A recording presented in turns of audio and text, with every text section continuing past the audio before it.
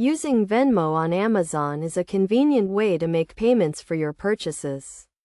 To get started, you need to have a Venmo account in the Amazon app. First, open the Amazon app and navigate to the Settings or Menu section. Look for the option that says Payment Options or Payment Methods and select it. You will see a list of available payment options, including credit cards, debit cards, and other digital payment methods. Select the option that says Add a Payment Method or Manage Payment Options.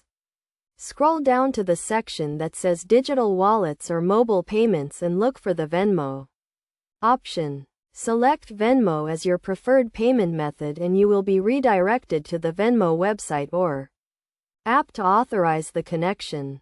Sign in to your Venmo account to complete the authorization process. Once you have authorized the connection, you will be taken back to the Amazon app.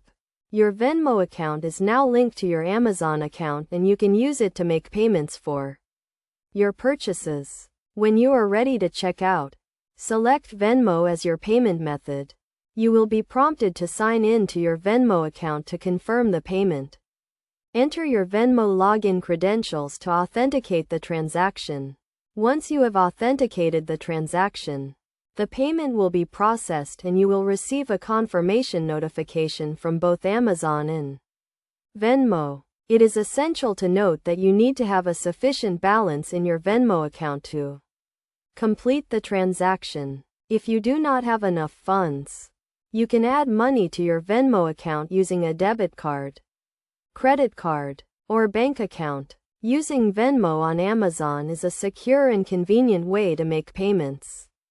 Both Amazon and Venmo use advanced security measures to protect your transactions and personal information. To ensure a smooth transaction, make sure your Venmo account is up to date and you have a valid payment method linked to it.